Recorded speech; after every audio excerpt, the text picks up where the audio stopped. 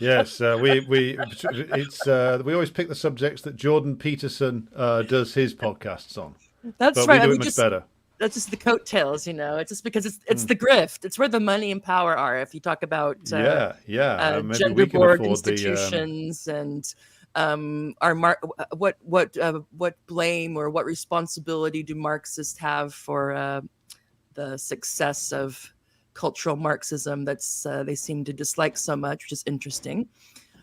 So yeah, so here we are, Anyway, yes, so I should stop rambling. I only have you for an hour or so. Um, what I wanted to talk about, is I didn't want to spend too much time in the video that I started with, and that I'll loop a couple times at the end. Is when we kind of goes over like the basic, just like what is cultural Marxism, who are the main proponents of it. So people like Jordan Peterson, but primarily I think the intellectual part of it is more probably Rufo, Christopher Rufo, and Yeah. James Lindsay. So I just want to very close. I know that you know this, but for people who are tuning in or who tune in later, who may not be familiar with cultural Marxism or have heard it but aren't exact, just to, because in the world we live in, even if I say the word up, I have to stop and define what I mean by up, because somebody might have who knows? It might be. I don't want to be, you know, charged with epistemic colonialism or privilege or something like that. Somebody might identify as only being able to go down. You never know. That's right, and then who am I to say that your up is my down, and it just gets a mess. So anyway, so culture Marxism, very quickly, their general claim is that Marxism shifted to culture from economics. That's their claim, and we'll come back. That'll be a common theme throughout. So again, I'm basically going to go quickly over what I understand cultural Marxism to mean. The main well, I wouldn't say they're champions. I mean, the people who are saying the problem with our society is cultural Marxism. People who are doing that.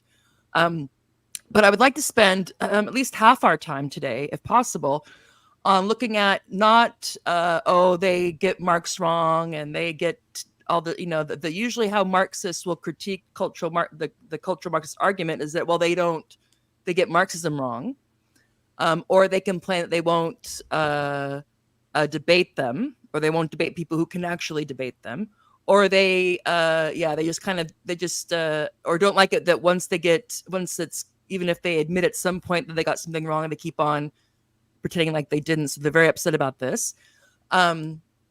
And what I want to focus on is, for what my grandma used to say, when you point the finger, remember there's three fingers pointing back at you, and to look at what responsibility do Marxists play in the rise of what is being called cultural Marxism. And I want to, which I think would help also figure out. I think that when we confront that and get a handle on that, then it would also allow us how to deal with this. Yeah. So I'm going to put on my philosophical hat and say that a big part of the problem is how we understand the problem or understand the question. So that's what I would like to talk the most about. Hopefully I succeed in that, because I'm not too proud at all to admit that particularly when it comes to the political history of Marxism, you're way more knowledgeable on that than I am. So, whereas I have a fairly good understanding, because this was coming to the fore while I was in and out of college, grad school, postgraduate school, I feel fairly confident talking about what happened within academia, but outside academia and political parties and organizations, I'm a lot less. I don't know very much about how things happen there. So is there anything you want to say before we get into a quick primer on cultural Marxism, and then get into the meat of the matter about what role do Marxists play in this? Well, I'll just briefly prefigure what I'm going to say in the main body of my comments by saying that the reason why Peterson, Rufo, Lindsay, Ben Shapiro, various other chancers on the internet are able to do this is because Western Marxism in particular gave them an open goal to do so. So what they are able to do, what they are able to portray Marxism as, this sort of cartoonish clownish, threatening thing, is what Western Marxism opened the door to in many respects. All right. Well, it sounds like that you and I will, while we might not completely overlap, there's nothing that will cause us to become enemies through the course of this program, because that can happen, I've learned. Anyway, but enough about that. Okay, so quite quickly, yeah, we talked about this. So the general claim is that that's kind of how, if I put on my Lindsay and Rufo hat, it's like, okay, well, once it was clear that they didn't succeed in changing the economy, and they have a very kind of vulgar Marxist understanding of that about, but once they didn't succeed in taking everybody's stuff and doing what they wanted with it, with a huge kind of bureaucratic state, kind of bureaucratic tyranny, when that didn't succeed, they shifted to culture. So focusing on, so then you get the feminism, you get the women, you get the all the relations stuff. Yeah. So gender relations, ethnic relations, religious relations, racial relations, north-south, global north, all this kind of stuff. And also a tremendous amount of focus on how people talk. So the discourse. So again, the idea is that once the Marxists realized that they weren't going to be able to flip the economy on its head, that they apparently there was some meetings, and then they decided, okay, you know what, culture. That's how we're gonna roll. So Christopher Rufo, I think he's the most intellectual of them all, but of course he has a background, I think, in social science, whereas Lindsay, I think, is a mathematician by training. But anyway, Christopher Rufo, here he is with, for those of you who don't know, Governor Ron DeSantis. Proven winner, Ron DeSantis. Yes, proven winner, Ron DeSantis.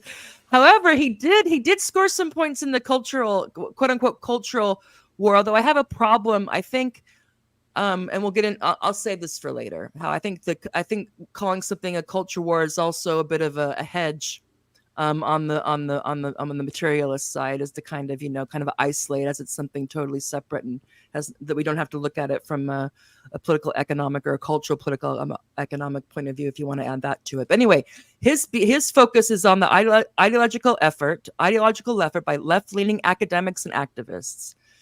And he's very concerned about the undermining of traditional values and institutions, in particular identity politics. And his big thing was he really shed a light, some people would disagree, on critical race theory and what was going on particularly in middle schools, but also grade schools and middle schools in the United States. So that you guys have two systems here. You have primary and secondary, but then the United States, most states have primary school, which is into the 5th grade. Then you have middle school, which is 6th through 8th.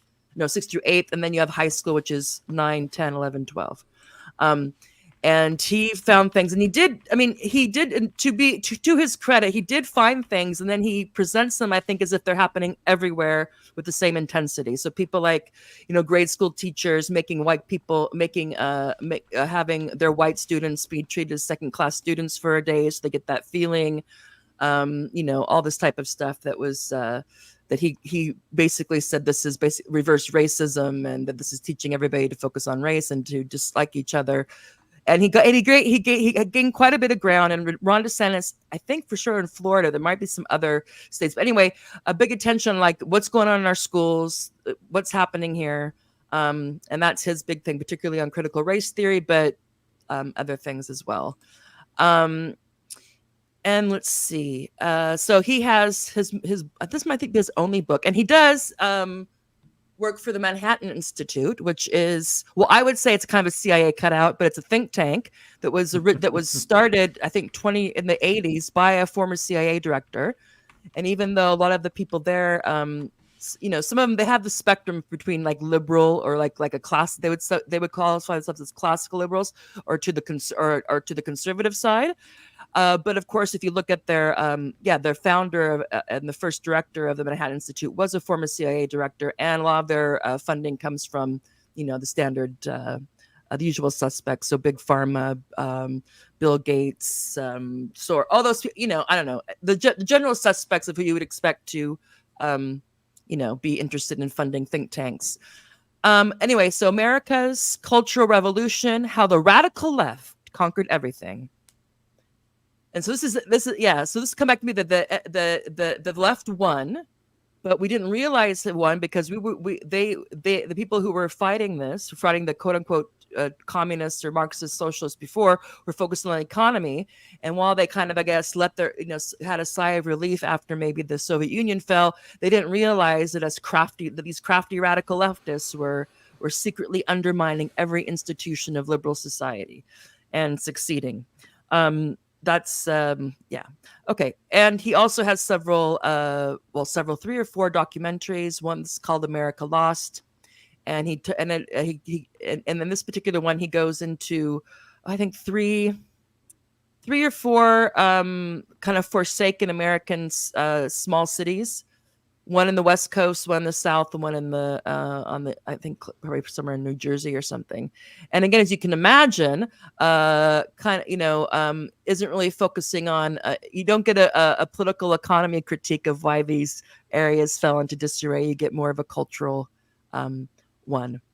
Anyway, but he's had some quite success, won awards. In fact, Vice, you hear things like Vox was, and this is not just, and I picked Glenn Greenwald because Glenn Greenwald, some people might think that he's moved to the right, but I kind of just see him as mainly a left-leaning journalist who's very concerned about civil liberties, of course, especially the freedom of speech and the press and all that.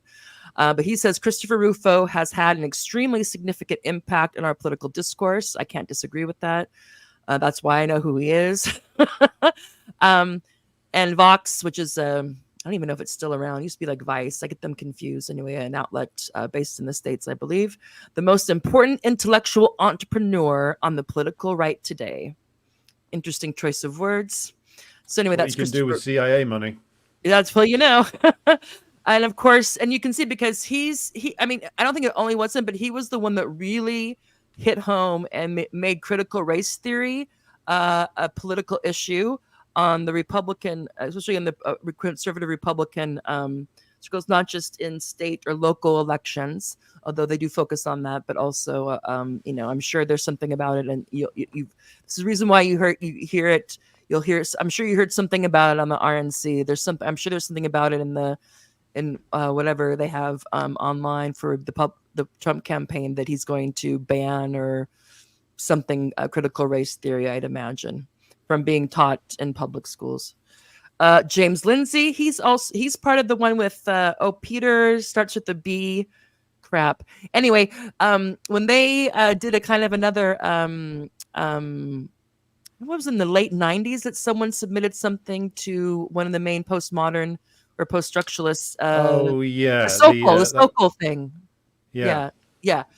They did this. They started doing this maybe 10 years ago. So James Lindsay, a lady who's, I can't remember her name. I'm sorry. I can picture her face. And Peter Bogdanazane or something, who used to be at Portland State University, PSU. Anyway, they, to make fun of some of this stuff, started submitting publications about the misgendered penis or whatever it was to a variety of publications. And not all of them were accepted, but a lot of them were accepted. And then they would come out later saying we totally just, gamed the discourse to get into their stuff. But he's a mathematician I think that's what his degrees are in, math.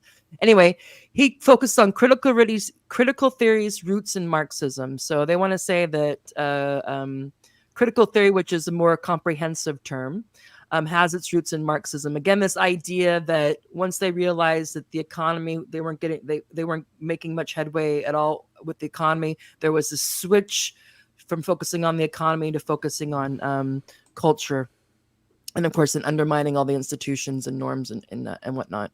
So his concern is the destabilization of Western values, which individualism, reason, and democracy. So he's opposed to critical theory because critical theory, which he would say has its roots in Marxism, is against individualism, reason, and democracy. And again, he also focused on critical race theory, but also gender studies and gender identity and ideology and the whole trans women or women, no debate type thing.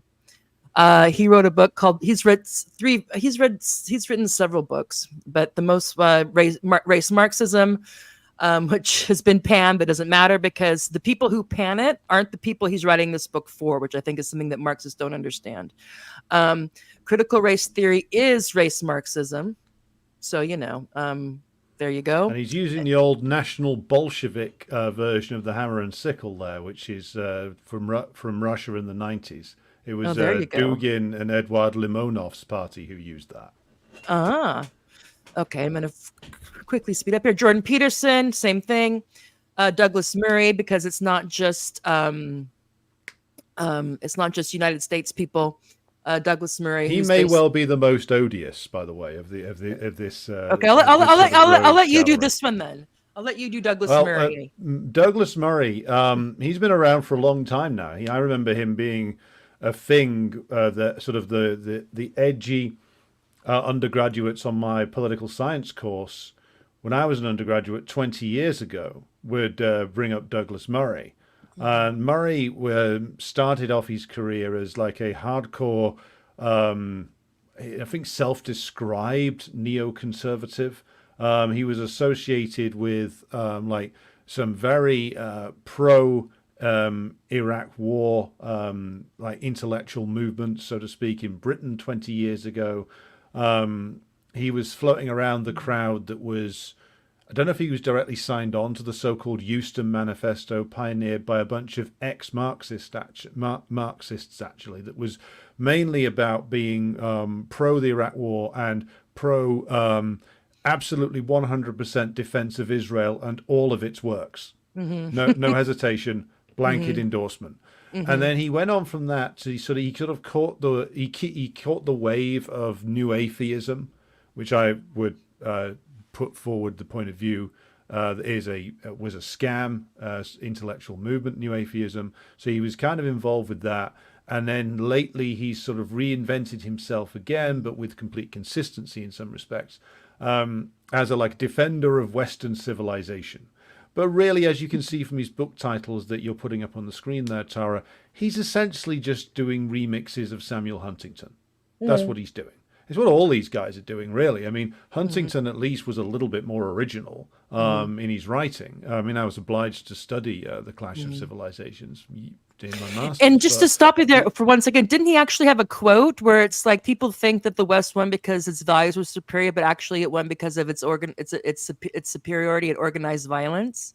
I mean, Huntington admitted that as well. Well, Huntington was a bit more on the nose. Like he came from a sort of era of Cold War intellectuals who were a lot more open about how they regarded things. So Huntington was open about the fact that that the West was an imperialist and that was good.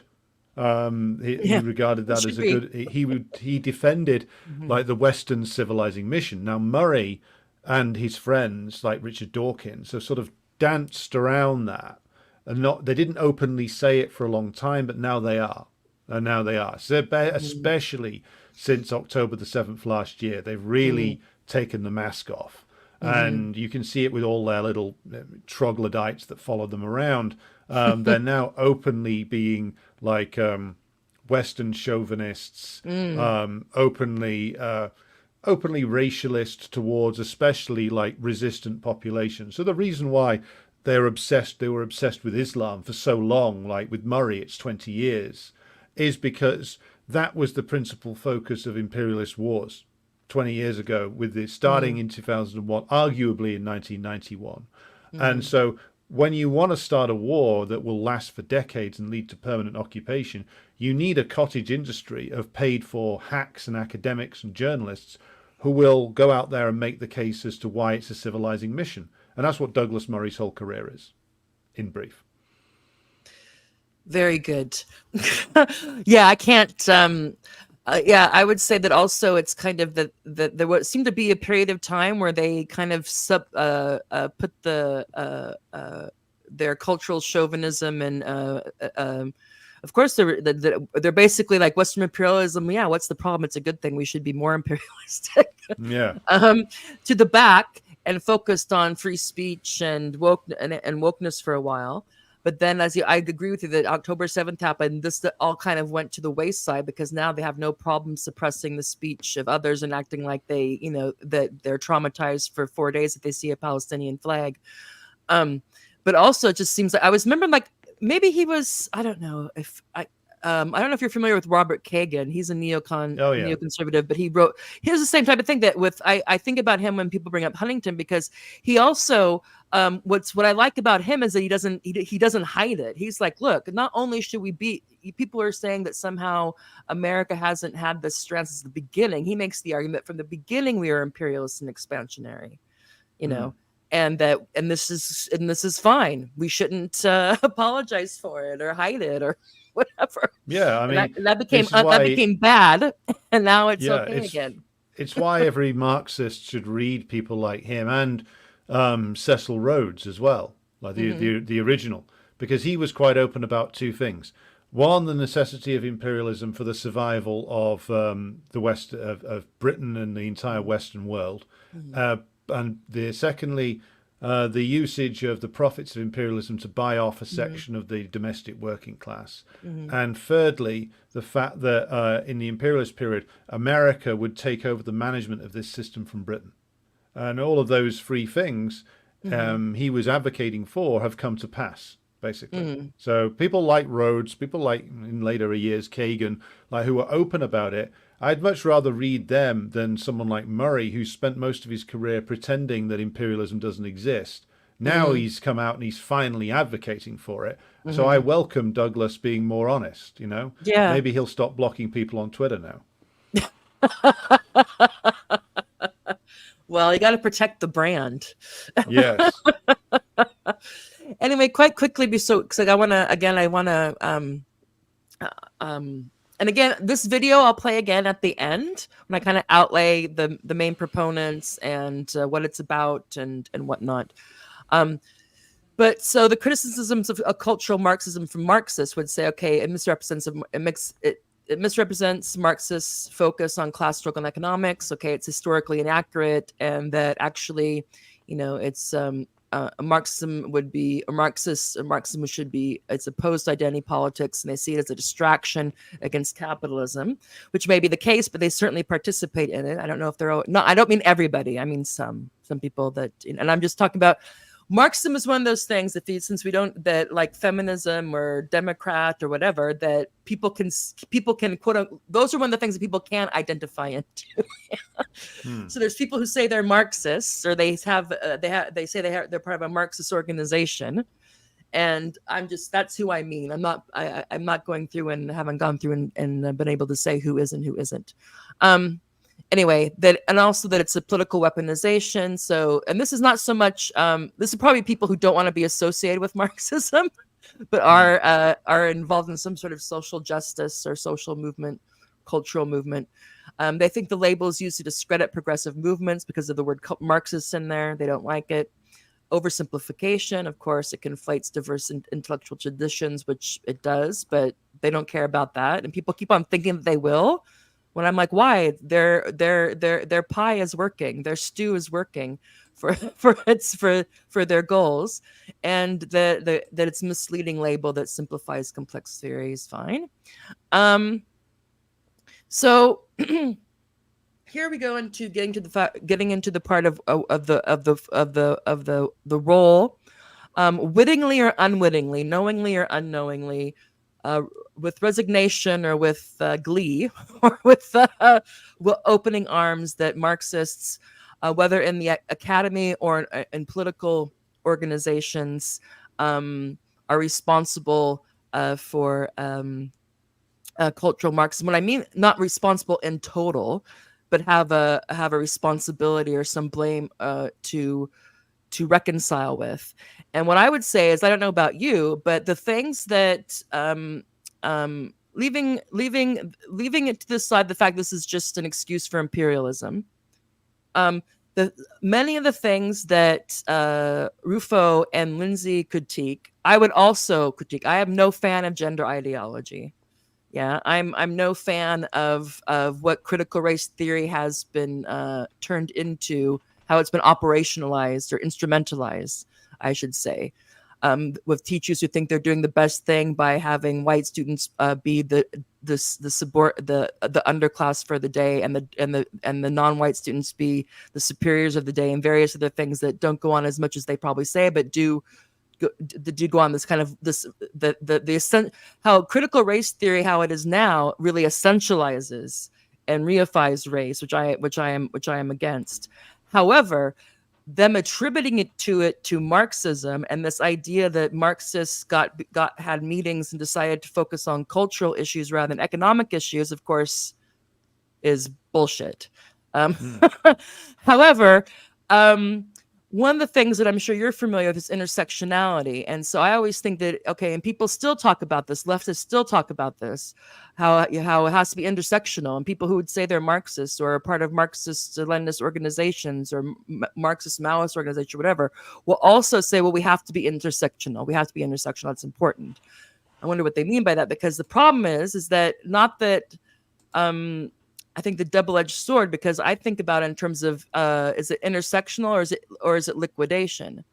So when you start to intersect everything, you get a bazillion pieces, which is great if you want to carve out a niche in academia or a think tank or on the internet. So I'm a specialist in a particular place, from a particular standpoint, from particular gender, sexuality, et cetera, and then I can that could be our turf. And if anybody says anything against that, I can say, well, who are you to speak about Argentinian peasant, binary Episcopalians or something like that, whatever it may be. So this is one thing. And that quite quickly, so I find so people will, the Marxists, or people who will just say that they are, will just take their word for it, who will complain about cultural Marxism and what it gets wrong and how it's giving Marxism a bad rap, will embrace intersectionality. Oftentimes will go or have gone along, whether they want to or believe it, with gender identity, with the most excessive or kind of essentializing aspects of critical race theory. So I think, and in terms of why that is, I think that, well, actually, before I get into, if I get into this, I was going to talk about deconstruction, just because what became popular, at least when I started to go through the higher education system, was the deconstruction and discourse analysis. Yeah, so Derrida and Foucault. So everything was, and this became almost obligatory. And the reason, and I just want to add that I don't want to get into it too much, because I know you don't. I might go backtrack, since you have to go in 25 minutes or so. That one of the reasons I think that this was so successful in making its way through academia is because it's so easy to duplicate. If I'm deconstructing something, I can, like, for example, I can deconstruct any binary, and I can go through that. So it's an easy method to reproduce. And anything that's a text, anything that has any kind of binary aspect to it, you can do this. And then you can think, and this becomes what it is to be a critical thinker or a critical researcher or a radical whatever it is, whether it be in film studies or gender studies or urban studies or sociology, or especially the start in literature, is that it's not, I don't want to make it seem like it's easy, like anybody can do it, but it's not that difficult. Well, once you learn how to do it, you can do it over and over again. And with Michel Foucault, he also, in terms of discourse analysis and focusing on the way things are written about, spoken about, and communicated, again, this launched 1,000 ships and probably tens of thousands of academic careers. And I'm not going to say it's not interesting or worthwhile, but what I will say is it has nothing to do with class. Very little. And of course, Foucault didn't talk about factories.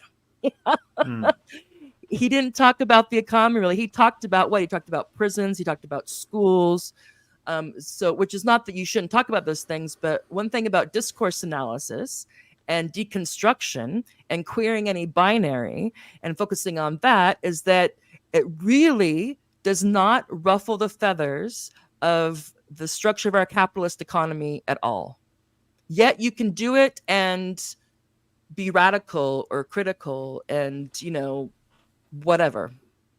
I think that's one of the reasons why it got so popular in higher ed, and also after the 60s. I don't know when it was in the UK, that you had this proliferation of degree programs. Yeah.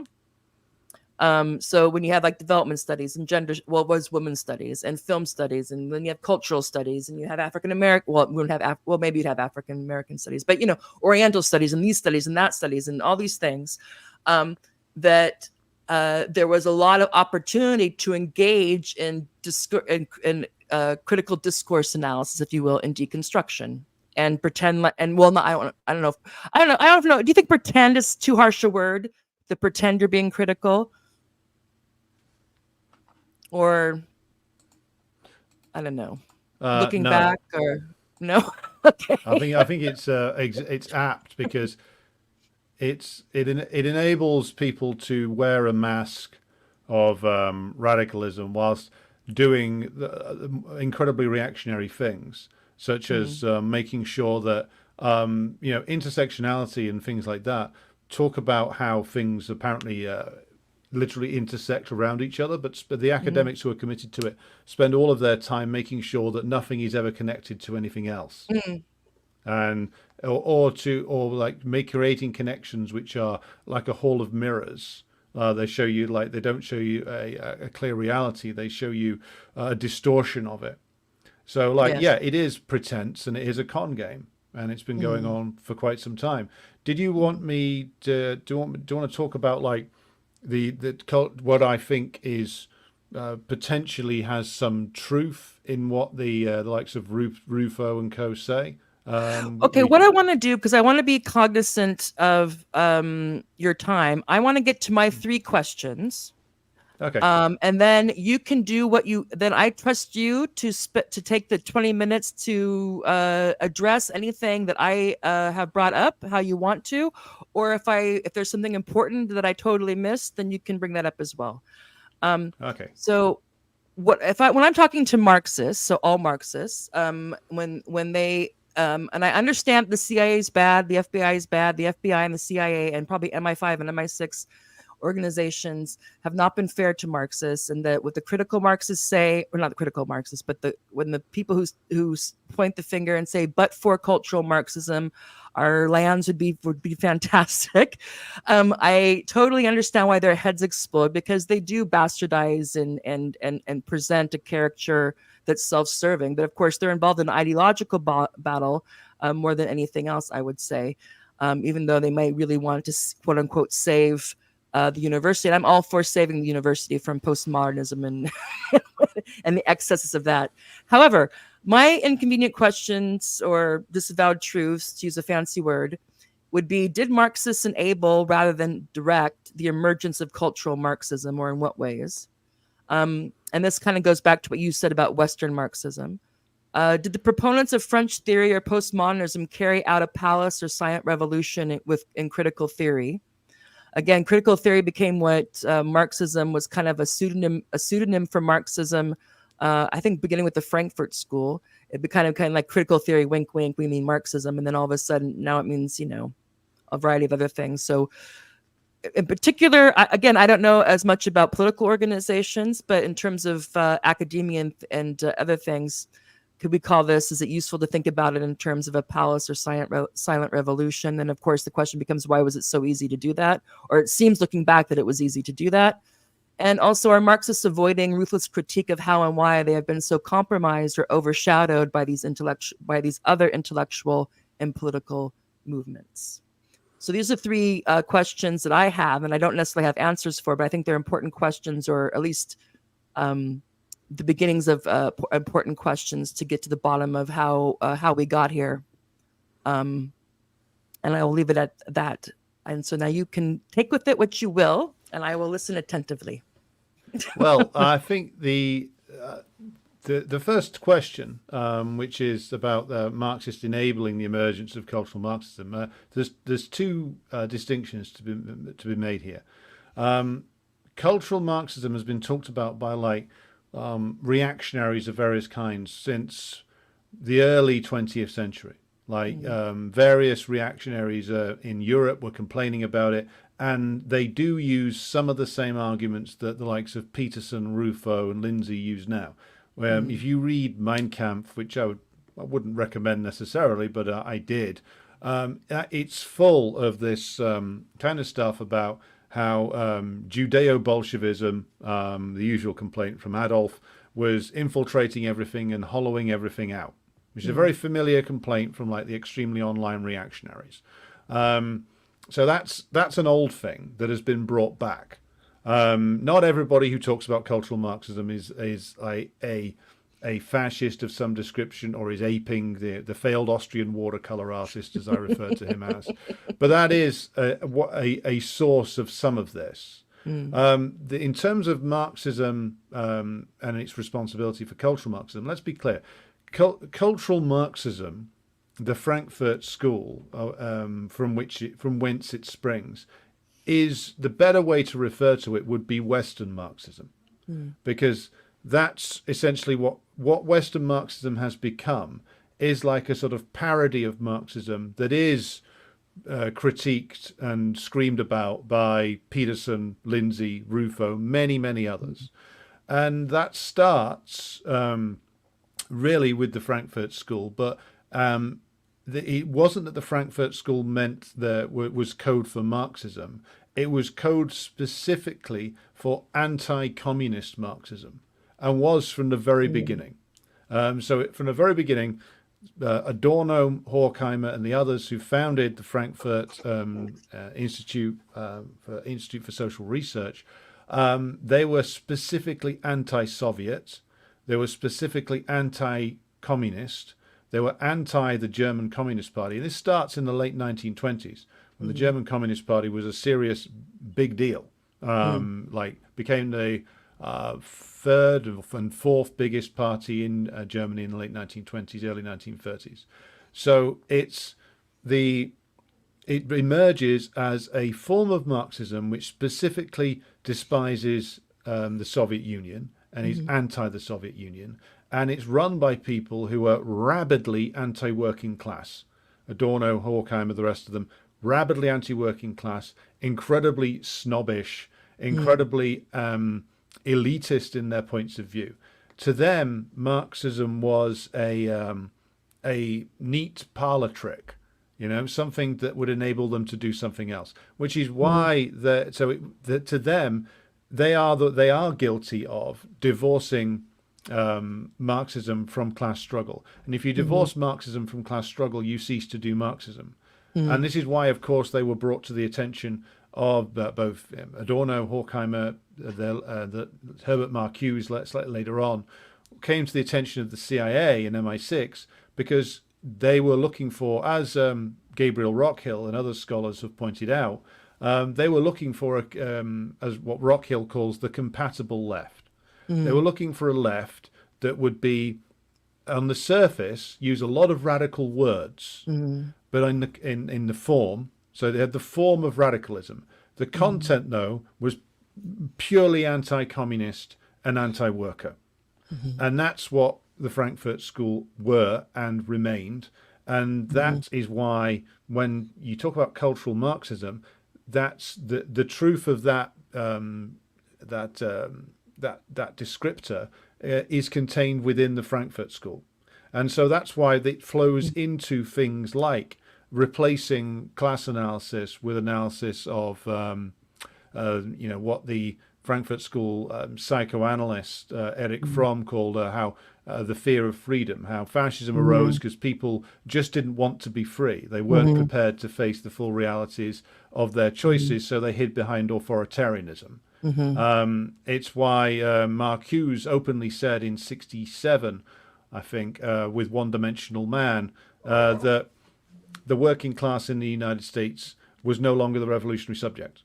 The revolutionary subject was now the urban racial minorities, minority sexualities, those who were excluded from the sort of New Deal era American society.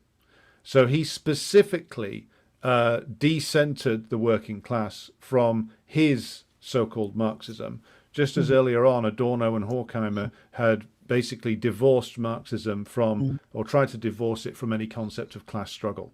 And this is why, of course, they are, sponsored by the CIA, MI6, and various foundations to go around the world giving these long-winded lectures, which essentially lead people down a garden path to absolutely nowhere. Because if you take out the class struggle element of Marxism, first of all, it's no longer Marxism, and you add in all these different elements, saying, well, we should focus on the homeless are now the radical subjects. It's the racial minorities who are the revolutionary subjects. It's the minority sexualities who are the revolutionary subjects. You can see, I mean, this borders back on the discussion we were having about how the left went in for transgenderism. You can see why the left went in for transgenderism. They'd found another revolutionary subject. They've been trying to do that. To be disappointed by. Yeah, well, they've been trying to do that. There's since the rise and 20s. fall. They're still in Yeah. love now, but it's starting. The shine is leaving the diamond. Yeah, they'll go on to something else now. But this is the point. Like, so there's elements of in what the anti-communists who say that cultural Marxism is hollowing out the West. They have elements of truth in what they say, and the elements of truth revolve around the Frankfurt School. They also revolve around Derrida, Foucault, Deleuze, and others, who started off, a lot of them did, in the old French Communist Party back in the 1950s. Foucault was a member. I believe Derrida was a member for a while. A lot of them, these intellectuals, were all part of the Communist Party of France in the immediate period after World War II into the 50s. Most of them left by the early 60s, early to mid 60s. Foucault became a specific anti-communist. And again, look at Foucault's work. What is he focusing on? Prisons, history of insanity, history of sexuality, Knowledge, of course, yeah. for reasons that we won't get into now, why I got some of those were his fascinations. Is he the first autoethnographer? Yes, basically. But what you do then is like you replace Marxism-Leninism is a comprehensive, or should be a comprehensive, worldview. So what Foucault does is he breaks it down into systems of oppression, individualized systems of oppression. So like the prison is a system of oppression, the asylum is a system of oppression, like the oppression of minority sexualities is another system. And then you take out the class struggle bit entirely, and you end up doing crazy things like declaring that the whole class struggle is finished, and we must look elsewhere for any radical breakthroughs. Briefly endorsing the Iranian Revolution until he found out what it actually was. Then he was a whole lot less keen on it. But what they all did was they all took a pro-imperialist turn, which is what Rufo and Peterson will never talk about. So like Foucault was to a certain extent, Derrida certainly was. Derrida, by the end of his life, in Spectres of Marx, is openly saying, I mean, first of all, that's a gibberish book. I mean, I remember reading it a few years ago, and like, it's like he's talking about how to reclaim Marx, but he makes it clear that he has nothing to do with Marxism. But he says that they all want to make that clear. Yeah, the Marxists now should all support the US-led bombing of Bosnia, because that's where radicalism lies. It's basically he became just like Christopher Hitchens, just more wordy and pretentious, if you can imagine that. And not just because I'm cognizant of the time, but I remember thinking, wasn't because there was the Spectre of Marx or whatever it was that Derrida did. And then I remember hearing this, I don't know if it's true, that Deleuze was in the process of writing something called The Grandeur of Marx before he did he kill himself? Yeah, before he committed suicide, or I think so it's kind of interesting, these people that go so far away from it, or try to go so far away from it. At some point, I don't know if it's guilt or because maybe that's just the thing to do, that somebody has to write a book about Marx. But I also heard that Deleuze was writing something, or there's a partial draft somewhere called The Grandeur of Marx that will never be subjected to. But it's kind of interesting that it's still, they can't, somehow it's they can't totally break away. Yeah. I mean, Anecdote. the Marxism of Derrida, of course, follows on from. I mean, the reason why this grows is in part due to the fact that they were all part of this Communist Party, which did fail. The French Communist Party did abominably fail. They failed with regard to Algeria in the 50s, where they took a pro-imperialist position for a long time. It's the reason why, well, Sartre, to give him credit where some credit is due, did oppose that, but Sartre was also later a Zionist, so there you go. But the French Communist Party collapsed into just being another social democratic party, which is the reason why they opposed the worker uprising of 1968, which is what the real story of 1968 was. Yes, there was that student element. Then you have this gigantic strike wave which tries to take over the running of factories, and the French Communist Party deliberately sabotages it and essentially sides with de Gaulle, because they wanted to preserve what they regarded as the positive thing, which was the social democratic compromises of the post-1945 French governments. We don't have time to get into all the whys and wherefores now, but that is what happened to them. And so where you have these failures in France, or same failure in Italy, which turns ultimately to Euro-communism, which of course produces people like Negri, if you're familiar with him, Tony Negri, who went on to write the book Empire. Yeah, Hart Negri, yeah. Yeah, associated with the Red Brigade terrorist organization earlier on in his career. So you have all of these Western communist parties be either repressed or fail. And so therefore the intellectual layer that came out of them already have a distorted view of Marxism. And so they are then offered a profitable career path out of communism, out of the communist parties, into Western academia, to produce this sort of the endless repeat cycle of deconstruction, or the various analyses of Foucault. And yeah, that's the path that they all took. All is part of like the stew, the foul brew that becomes like the what is Western Marxism today, which is inflected by all of this, and academia, which is soaked in all of this. So when James Lindsay says academia is soaked in all of this, he's not wrong. He's just wrong about where it comes from, because ultimately a lot of these people support some of the same things that James Lindsay does. But to go on about like to talk about your second point, like the critical theory, the coup that they carried out was against Marxism-Leninism. They were part of the vanguard attempt. They were in the intellectual vanguard of anti-communist academic Marxism. And sorry, just to say one thing, I think it's also, I don't know if this is important to bring up, but that of course Marxism didn't start in the university. No. So Marx, of course, went. He got his degree. I think he started out in law, but then switched to philosophy. So he, of course, but he didn't go. He was never a professor or anything like that. I think I always wonder how much that plays a role in what comes of or is made out of, what kind of perversions happen to Marxism once it gets into the academic milieu, so to speak. But sorry, I just wanted to bring that up. He was outside of the academic system, and you could only write this outside of the academic system of the 19th century. You wouldn't have got much of a career for yourself doing this inside that system.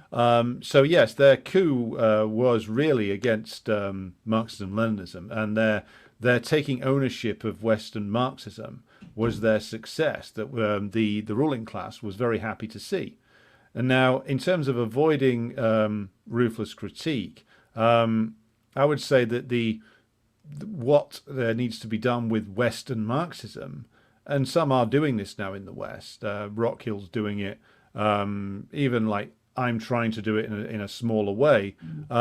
Is that this entire development since the beginnings of the Frankfurt School needs to be systematically critiqued and then rejected, because this is where this is like fruit from the poisoned tree. As soon as like the Frankfurt School rejected class struggle, rejected the idea that the working class could become the ruling class because they hated the working class, and took class struggle out of Marxism and just turned it into endless interpretations of various cultural phenomenon, which is what it is with Adorno, what it is with ultimately what it is with Mark Hughes as well, and which just leads to defeatism, pessimism, and you going down an ideological cul-de-sac. Well, that all needs to go. Basically, that all needs to be properly critiqued and then discarded, because it was like a long-term deviation, which did give rise to all this bizarre shit that you see now. And the other big thing is, of course, that what it does is you see like these foolish academics and teachers trying to implement critical race theory in schools and stuff like that. I mean, on one level, I feel contempt for these people, but I feel sorry for some of them, because it's clear I'm that sure they think they're some doing the of right them- thing. Yeah, some of them want to do the right thing, but And of course racism is bad, they- so yeah, it is indeed, and that's the point is you have to understand it properly, why it's promoted. Because what a lot of people don't understand is that the ruling class can promote more than one thing at the same time. They can often promote things which seem contradictory. They'll promote critical race theory in public institutions at the same time as they're promoting, or maybe a different section of the ruling class is promoting the career of Douglas Murray.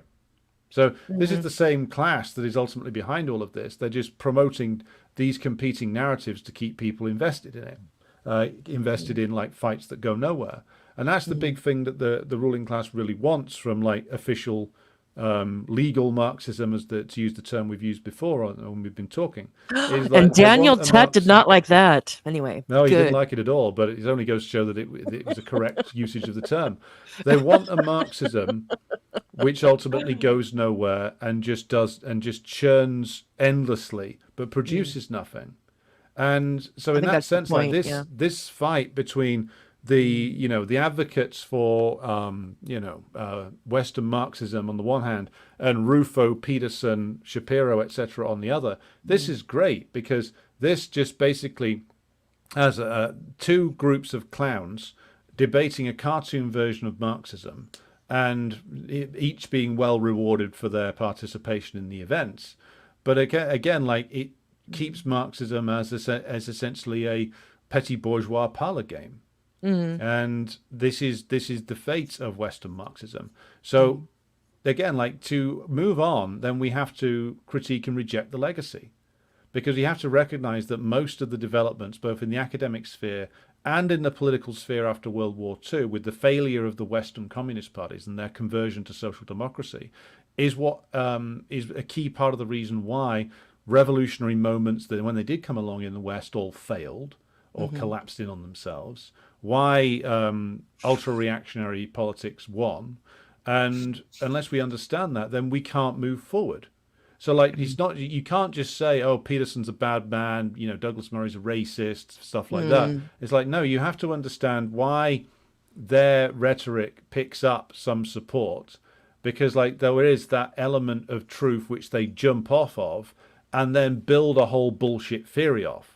So you can't critique them properly unless you're prepared to understand where what they're picking up on comes from.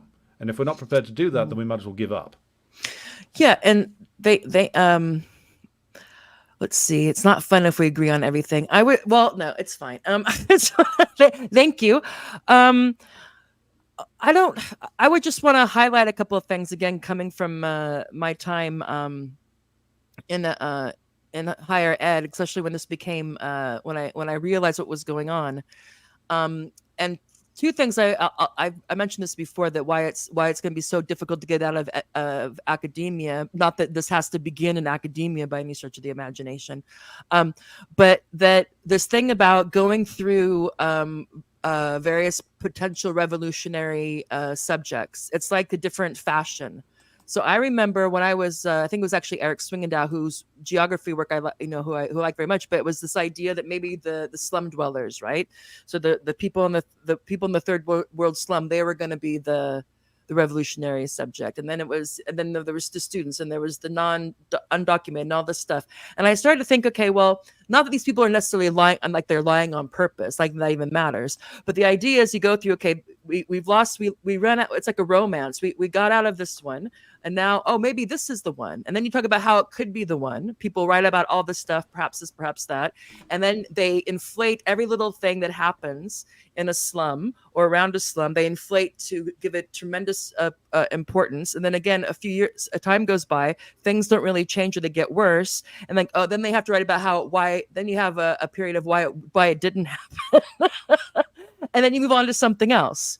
It's also like, I don't know, you might be familiar with Bob Jessup. He's a kind of a person that's done interesting things in a very Western Marxist type of way, is that they talk about, institutional returns. So we're focusing on institutions for a while, and then for a decade we don't, and then we come back to the institutions. We're focusing on the market for a while, not the state, and then we flip around. No, wait a minute, the state is also important. Oh wait, so this constant churning that goes on of falling in love and falling out of love with potential mechanisms or agents that haven't been, and I totally agree that this has gone on again when you dislodge Marxism or the revolutionary subject in a capitalist context from the working class. Of course, it allows for all this stuff, but of course, it's great for careers, and they just kind of move on different phases. I think that, plus what I talked about before, that anything that has a template that's iterative, like deconstruction or discourse analysis, is going to be fantastic, especially when you have inflation of degrees and various other things that go on with that. So I think that, once they decide that everything was a text. I remember when I was when I was doing my research in Mumbai, the city also was a text. Everything's a text. Well, great. Everything's a text, which means you can deconstruct it and you can do discourse analysis and you can do play and the signifier and all that fantastic stuff. And then you move on, and then someone will do that to what you said, and then someone will do that to what somebody said about what you said. And it goes on and on and on, which is great for the marketplace so-called of ideas, or the neoliberal university, when the number of publications that somebody has matters more than the quality of them. So I don't know how I just don't see this reconciling, this confronting the deviation and that what you call the Western Marxism was, and why it took root and whatnot. I don't see it happening in academia. And while I think it's great when I see something like the American Communist Party get off the ground and they're pissing off all the right people, I still think they want to be accepted at that Western Marxist table, or there's still some who think they can turn them around. So the people who've made their bread and butter, who came to the surface, whether it be Varoufakis or all these other type of people, who turn up their nose and will, I'm assuming without really looking into people like Kaz Aldin and Midwestern Marx and Hinkle and all those other people, that they're grifters, they're jokes, they're racist, they support Trump, whatever it is. I still think that these organizations, my guess is, I'm not inside of it, still think they want that acceptance. They have to get over wanting the acceptance from these people. They have to welcome their disdain. Don't you think? I don't think they're going to I don't think they're going to change their mind. They've had fantastic careers out of this stuff. They're not going to go back now and say, "Oops." I don't think. Yeah, you're never going to win over these people, because these people's jobs are dependent upon doing what we've just been talking about, which is leading people absolutely nowhere. I mean, Yanis Varoufakis was the finance minister in a government which literally did that with the Greek working class, which has led them to a disastrous defeat. Then Yanis said, well, that was bad. I'm off to be a celebrity, Yeah. That was it. And he's brooding. He's got the jacket and the motorcycle. And... Yeah. He's got, and, so I will always defend a man with a shaved head. But, he's a cracked vessel. As Dr. Solidarity. But the point is that they are not going to come over to our point of view. And not only that, we should welcome their rejection. They have always rejected actual Marxism, Leninism, going all the way back to, well over 100 years ago. And they've all consistently rejected it, and have criticized us for being Stalinists or Maoists or anything else. So that is the buzzword of the moment. So I say, fine, that's not the audience that we want. That is an audience. That is a group that has been paid off, that is incorporated into the bourgeois superstructure, and therefore we should aim our agitation elsewhere. We should aim it at the working class. We should aim it principally at the working class to attract the advanced workers, and that should be the basis of any party we are building up. The intellectual sphere, though, those who choose to leave the intellectual sphere of the bourgeoisie will be attracted towards a strong party of militant workers, but they will do so on the basis that they will join as equals and are expected to adopt what I would call the proletarian ideological position, not come in and expect to be put in charge of anything. You got to come in and you've got to. And the other point is that if you're building anything, and I think that the Midwestern Marx guys are serious about this, which is that you have to be rigorous in your study of Marxism itself. So many of the people we've been talking about haven't read anything. You know, or they read it 20 to 30 years ago. Or they read it for a particular purpose, to pluck out things. To be like, see, you want to take... Or one comrade of mine got a startling admission from some official communists recently that, they gave up reading Capital. And like, these are men in like their 50s and 60s. Oh, I tried it in my 20s, I couldn't get into it. It's like, you're a member of a so-called communist party.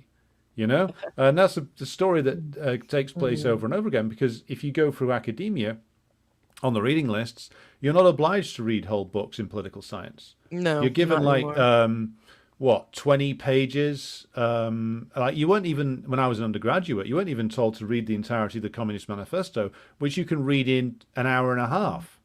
So like you're trained to read tiny excerpts, whereas like what we need to develop is to go back to when. Or take inspiration from when reading circles of working class people in like Britain 100 years ago were the ones who formed the original Communist Party, and they did so by coming together and studying the works of Marx and Engels, and then Lenin, Stalin, Mao afterwards, intently, week after week, and actually learning to apply the analysis in their day-to-day, in their workplaces and their communities. That's what you need to do, because this is stuff that is accessible to workers, was then, it is now, if you're prepared to construct the study in a serious way. But none of these people want to do that, because they don't engage with any of the serious elements of Marxism in a serious way, which is why they get caught out by people on the right, who will say to them, well, you support this ridiculous thing, which many of them do. And rather than give up their ridiculous thing, which has got them a bit of an audience, and that their audience will revolt against them if they renounce it, will continue to defend the ridiculous thing.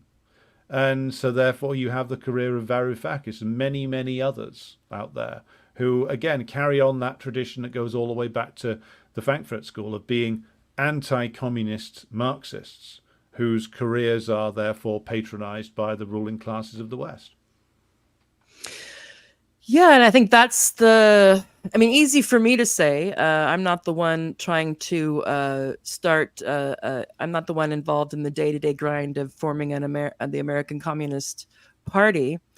However, I don't know. I think that it's really going to, I agree with you that they have to be willing to say, look, I don't want to be at this table, and it's okay. And to realize that when they start getting momentum, if these people want to come and not be like spoilers and try to like bring in, we have to intersect with this and that, and what's everybody's pronoun, or if they don't come in with that crap, they literally want to come back, join. That's fine. Comrades can, you can have different, we're all fallible. But to be willing to say, I don't want to be at that table. And if you can join us at our table, but you're not gonna do no palace or stealth revolution on us with this stuff. There's to be able to have, it's okay to have boundaries. I also find with that sometimes with these, I think maybe what happened on the, I'll use the left more broadly than Marxist things, is that they became like affirmation circles, So, okay, yeah, maybe on the door is like, okay, we're the Marxist Leninists, this, or it's a political or organization association. But yet anybody that has an issue, they think that that issue also becomes the issue of the group. Like you have to support everything and it's like, well, no. And that's where you get this stuff like, oh, my trans brothers and sisters and my non-binary, asexual, whatever it is. And not that, you have to like say, if that's your thing, you can't join, but that's not what we're doing here. That's not our thing. And there seems to be no capacity to do that. And I know they don't want to alienate, but they have to stop participating in the stuff they say they're against. Well, just to be nice. They're social clubs. And I have to go in just a moment, but I'll just conclude by saying this. It's like, a lot of these groups, they are like support networks for the socially maladjusted. They're social clubs and drinking clubs, which is why so many of them dissolve into like bizarre sexcapades and scandals, because that's what happens when you put a bunch of extremely maladjusted, largely men, unfortunately, together and give them loads of alcohol and turn them into like a sort of parasocial support network for each other. You end up with a destroyed organization. Those bitches and witches. Sinking under the weight of its own scandals. But the point is, it's like communist parties should not be like just a social organization. You engage in a project to recreate, or should we say, bring Marxism, Leninism as a worldview and a guide to action back into the working class, where it's been pushed out of for 40 odd years. Like, you're not in this to like make friends, and you're not in this to be some socially maladjusted person's support network. It's unfortunate that these people don't have anywhere else to go, but that's not what we're here for. And if you think that's what we are here for, then go and form a support group for these people somewhere.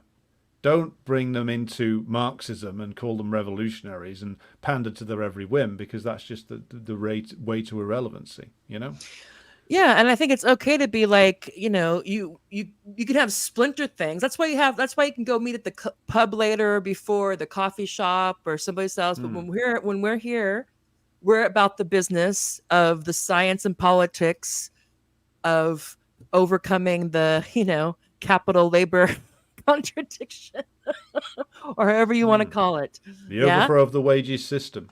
Yeah, so it's like that. And so the other stuff is fine, but that's not what. And when the other stuff starts to filter in and creates problems, that's when you need leadership to step in and say, okay, people, let's, they don't have to take a side about, they think that you can really be the other sex if you say you are. I mean, they could, I would, but just to be like, there's this, here we're doing this, and the other stuff, we have other, we also, I'm sure they have like, barbecues and this and that, and you can meet at the pub and whatever you want to do. But this space and this time is about this. Yeah, I mean, exactly. I don't know. Maybe it's because I have 3 kids and I have to crack the whip. I don't know. But I'm just like, it's crazy. It's just, I'm like, how? Just to be like, it's like the invasion of the body snatchers or something. I don't know. Just the crazy shit that goes on, or that it has. And I remember that I used to go, I know, I'm sorry, you have to go. I'm sorry. You're too polite. This has been in the comments, people have appreciated this topic and they wish we had more time to get into it deeper. I agree. So we might have to come back for a part 2. Yeah, certainly. On particular issues, because Alexander wants to go and I don't want to keep him longer than I'm trying to get better at letting people go when they have to go, or bad things happen. So Alexander, thank you very much. It's Alexander McKay. He is the editor of the Marx, Engels, Lenin Institute. This is our 3rd time doing a show together. I love it. I'm looking forward to the next time. And so good day to you, comrade. Thank you for coming on. Anything you want to plug or say before you go on to your next task? All right. Have a good day, Tara. Thanks for having me. Thank you. Bye. Okay, so I'm just going to go through any of the comments that aren't just to people in the chat. I appreciate that there's an interest in this topic. I'm also very interested and frustrated and pissed off and upset and laugh at this thing, especially the Marxists who get upset at Lindsay and Peterson and Rufo when I'm like, well, to quote Peterson, you should, get your own house, your own room in order as well. I'm just going to go through the comments and put them on the screen. If there's any questions to me specifically, or to the question, if there's questions, I'll do my best to answer them. But I will have Alexander back when we have more time to focus on this issue and also to address your guys' questions and comments. I couldn't do it too much because he only had an hour. So let's see. Who have I missed? Maybe I should turn on the music now while I scroll up. Okay. Oh, this is funny. Hugh, it must be a private joke. Hugh Keenan says, is it possible for Alexander to act offended by a question, allowing him to take the moral high ground, be rude to Tara, and then storm off the show, promising never to return? Hugh, yeah, that's my last. Yes, my collaboration or my unfortunately, the U.S. 2024 election Game of Thrones with Benjamin Studebaker is no more, because Benjamin found out that I don't condemn Hamas or categorize what happened on October 7th as a quote unquote terrorist act, and I'm not concerned enough with the 600,000 settlers, and my anti-Semitism is too much for him, and so he will not be returning to the show. Which was fine. I should have. The irony of that is that after we got through the Putin part, so Putin as the Night King in terms of how the Republicans and Democrats present him, I thought about ending it because it'd been about 2 hours. And I was like, no, I'll also bring up AIPAC and Benjamin Netanyahu. And the idea was just in the context of the U.S. elections. And anybody who wants to watch that, it really went off the rails. And he was very uncomfortable when I accidentally said that Ilan Pappé's book was about the Jewish lobby rather than it's about the Zionist lobby, which I knew, but I misspoke. And then when he found out that I don't condemn Hamas, that was really a stone too far for him. And so he is not going to be back on the show. And yeah, I thought about, it's kind of funny. I didn't know what to make of it. And so I thought, okay, should I delete it? Should I not post it? What to do? And then I thought I'll sleep on it. And so the next day I got up and I was pissed. I was like, this dude is taking the high ground with me when he's a genocide denier or apologist, and I'm the bad one. I was like, no. I'm like, dude, please. The whole idea, well, they should, like, it's a bad to call it a genocide. Well, if you're saying we shouldn't call something that's a genocide, that's genocide denial. And the idea somehow that, it was just, and also this notion that it would have been the right thing to do had been for the Palestinians just to hold out as long as possible, because at some point they would have to integrate, or Israel would have to integrate them into greater. I was just like, have you been there? Do you know what you're talking about? It's like, of course, the hope is that there's integration, but first you have to defeat and dissolve Zionism, which is this. So you have, which is this is the rationale and the source of the illegal of Israel, the project, and how it panned out, the occupation, the apartheid, and what's going on now. So I'm all for a lasting peace and fairness, and and to go back again how it was a while ago when there wasn't very many tensions at all between Jewish and Arab inhabitants of that area. But first you have to defeat Zionism. And if that makes me an anti-Semite, I don't care. Bullshit. Too bad for him. But thank you. Clearly I'm not over it. But anyway, I decided to leave it up in its entirety with the preface of what happened the last 20 minutes. And people can decide for themselves if I'm some sort of terrible anti-Semite who should be, that gives you cooties if you're on the show. Anyway, let's see. Cobra Commander Hamas and our heroes. Lenin doesn't talk about LGBTQ. I think a lot of you have just been brainwashed by Nazi like DD politics. Okay. Let's see. Abtin Kamoshi. I'll get some people's names wrong. I'm sorry if I do. Foucault, the Bill Clinton of Marxism. Yeah. Jenny Lynn, look at my complex chart. This must be very real and official. Yeah, this is true. The more somehow, and some things can be complicated, of course, and our concepts. I think we're always confronting today with older concepts that may or may not do the job, and so there can be a mixed match, a tension between the concepts and what we're trying to conceptualize. Obviously, that can take time to adjust, and there's going to be debate and all kinds of stuff around that. But the idea that somehow the more obscure something is, the more difficult something is, like somehow the more erudite or better, the more, that's the Judith Butler syndrome, I think. It could just mean that you don't know what you're talking about, or you need to think about some more before you subject others to your to your books. Oh, let's see. Cobra Commander, they're all going to prison. Okay, I'm not sure who that is. Let's see. Jenny Lynn, Marx is looking down at them with disappointment like a father. Yeah, it would be interesting to do a play. We need who's our Samuel Beckett? That's the right name. To do a play where you have somehow you have a situation, so it's magic sci-fi component, that you have Marx, Engels, Lenin, etc., and they're hanging out, and they're able to watch on a screen what's going on, get snippets of this of what's been going on under the name of Marxism since their passing, and get their take on it. Would be interesting. And of course people get pissed about it, which is fine. Songs for K. A lot of late 20th century academic theories, elaborate excuses to back away from Marxism and focus on anyone except the working class. Yeah, ABC, anything but class. And it's also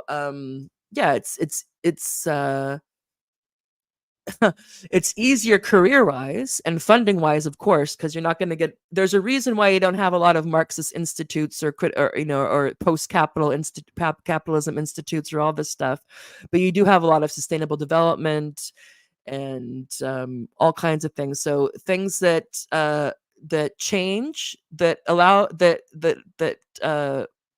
allow for the veneer of change, or allow for changes that don't change.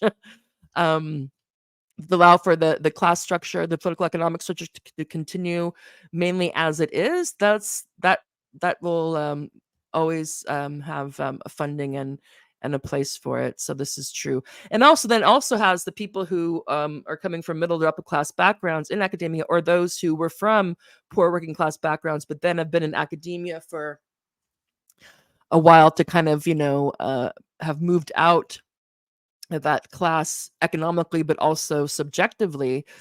I'm sure it's not very convenient to think about class that much. It's easier to think about race and sex and gender and sexuality and ethnicity and alternative epistemologies and multiple modernities and all this stuff, rather than the class relations within and between countries. So I think I would agree with that. A dingo ate my baby. A dingo ate my baby. Sounds like Trotskyites. Could be. Let's see. I have to have this one because I like positive comments. Johnny Northman, very important topic. Thanks for addressing it. Well, thank you, Johnny, and we will address it more when Alexander has more time, so it doesn't seem like rapid fire so much. Carlos Chavez. In Latin America, we have idiots like Augustin. Oh, my American accent. Augustin Lage, Axel Kaiser, Javier Millet. I know that dude. Gloria Alvarez. She's the one like the Borderlands and Mestiza Consciousness. Yeah, Gloria. Yeah, I remember reading Borderlands in my Chicana literature class way back when. Among others, talking about cultural Marxisms. Yeah. Let's see.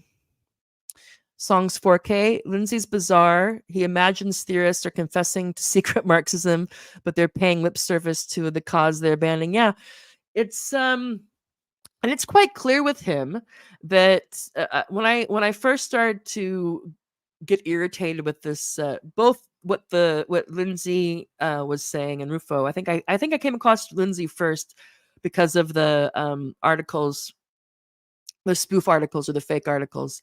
Um, and then I looked into him, and he's very, I mean, he's upfront anti-communist. He's very freaked out about communism, whatever. I'm not sure what he understands about communism. I guess it's something like, starts with probably like it's taking away everything, giving it all to the state, and then you have it interspersed with cultural revolutions and gulags. My guess is that's what he must think communism is. But yeah, it's sometimes it's the same thing when you now have Trump or whoever's running the Trump campaign at the moment trying to do Mitt Romney's campaign when they tried to paint Obama as a communist and all this stuff about how Kamal is a communist and you're voting for communism. It's like, what in your, I don't know I don't know if it's just they have this fever dream or if it's just all cope to cover up for the fact that really nothing's going to change. So they have to come up with this thing. So the Democrats say we're fighting, Hitler with Trump, and then Trump saying, "Oh no, we're fighting communism," which but really it's a neoliberal versus a neoliberal with some cultural with some differences on what abortion, gun laws, and immigration. Maybe even on immigration. I'm not sure. To cover up for that. So yeah, it's crazy, but it works. So what to do? Let's see. Big T. I'm not sure what Big T is unless it's Big Theory. It's so egregious in its position as revolutionary subject. So extremely divorced from the true revolutionary subject workers. There's one of two. Don't know. We'll get back to her. No, that's to somebody else. That's not for me. Marx's number 2 crime was working with Stalin to land on the moon. That's true. That's true. If to fake it, right? Was it a fake moon landing? Was their moon landing also fake? That's something that comes up every once in a while, at least in the West. The moon land was faked. Let's see. Johnny Northman, how did Daniel Tutt respond to criticism of his ideology? Did a great analysis of discussion with infrared. He just virtue signaled. I pinned, and I know it's kind of a dick move to call out somebody in a tweet that's negative. I don't know. It's kind of, I don't know, because in a way I'm thinking if I'm going to say something about somebody, is it not more upfront to tag them in the tweet? But then it's also kind of like, hey, notice my tweet about you. So I don't know. But for just one, since it was involved him as an example, it was a clip from an episode it was a clip from the first episode, I think, that we did with Alexander. And I think 2 or 3 days went by or something. And he commented, well, I don't know. I've never been called something like, I'll do my Daniel thing. I have never been called a legal Marxist before, but I'm not going to entertain transphobia or something like that. So basically, like, I don't know what that is, and you guys are transphobic, and since you're transphobic, I don't have to deal with it. Which is kind of proving our point. And I asked him something if he would mind fleshing out what transphobia means, and gave him some examples, and asked him why he lies, or does he really think that you can decide with your mind if you're male or female, and that everybody should agree with that thought at that time. And he didn't get back to me because he can't. Anyway, well, he can't without it all, falling apart. So yeah, Daniel's still trapped in a prison of his own making, but I don't think he realizes it because he lacks the language to notice but he sounds like he's suffering from, Stockholm syndrome and in constant fear of saying the wrong thing and being canceled. But he thinks that's Marxism or socialism. So have fun with that, Daniel. Let's see.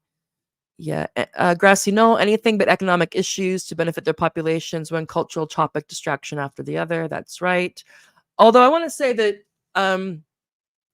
one of the things that lets people off the hook is that just to say something, oh, that's cultural or that's culture war, so I don't have to deal with it.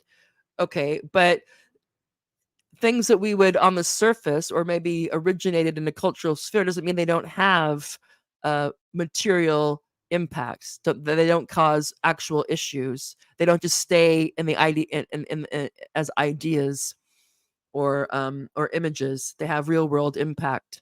Yeah. So I think denying that is problematic. And also when it comes to what